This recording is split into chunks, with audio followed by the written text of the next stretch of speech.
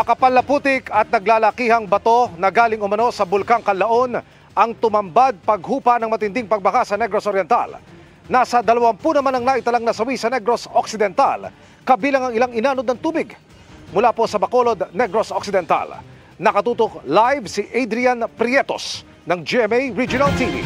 Adrian. Yes, Emil, mga kapuso, 29 ng mga local government units dito sa probinsya ng Negros Occidental ang naapektuhan dahil sa pananalasa ng bagyong Emil kahapon. Ayon naman mga kapuso sa ulat mula sa Provincial Disaster Risk Reduction and Management Office ng Negros Occidental ay naitala mahigit 100,000 mga kataong naapektuhan dahil sa pagbaha. Naapektuhan din ang kanilang mga kabahayan. Mga kapuso, 20 katao naman o 20 katao naman ang nawala ng buhay o binawian ng buhay dahil nga sa trahedya na dala ng bagyo.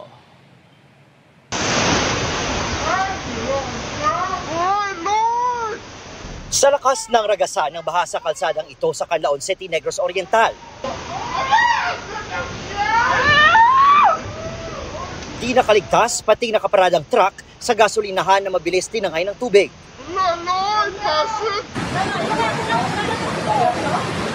Nagngangalit ang kulay putik na baha nang mabilis itong lunurin ang mabahay at establishmento.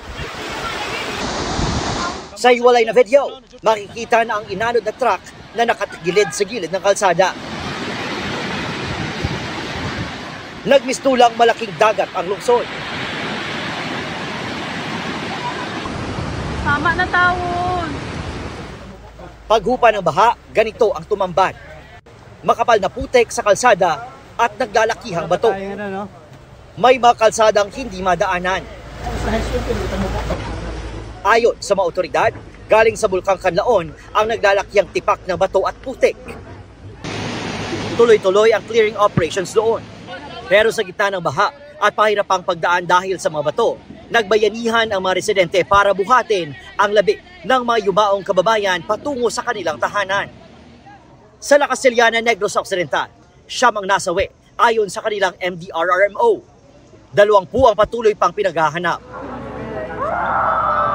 Ang ilang residente ng Barangay Sagang napayak na lang nang makitang wala ng buhay ang kanilang mga kaanak sa tabi ng kalsada. Di maipaliwanag ang nararamdaman ni Mang Vicente na namatayan ng asawa sa gitna ng pananalasa ng bagyo. Hanggang ngayon ay patuloy pang pinaghahanap ang 3 nilang mga anak kabilang ang 9 na buwang sanggol. Nakasabit ko sa kahoy. Katukan ni kami sa ilan ni ugangan kay taas sila balay. Tapos? Dito nilagap buhay.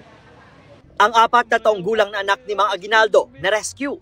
Ngunit ang ibang kaanak nito nananatiling missing. Kaya ako mata ka nakita ko buhi pa man. Ano may sa Christina? Kunaramdan na magpagkita ta diya bangkay law. Ang iban tabunan ka kahoy, iban natabunan ka mga mga lutak plus raw.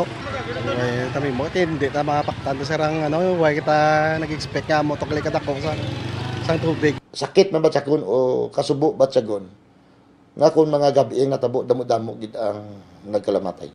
Sa datos naman ng Negros Occidental PDRRMO, umabot na sa 20 katao ang iniulat na namatay sa pananalasa ng bagyong Tino sa probinsya. May mga anod tanan mo na mostly ang reason with found dead body. Nag-deploy na pag nagbulig man to sa operations ng search, rescue and retrieval.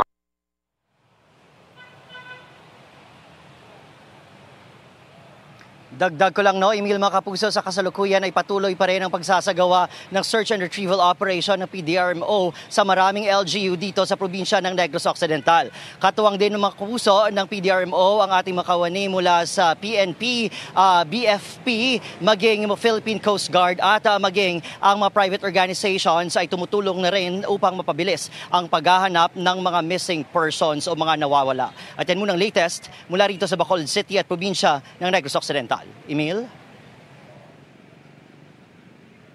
Maraming salamat, Adrian Prietos ng GMA Regional TV.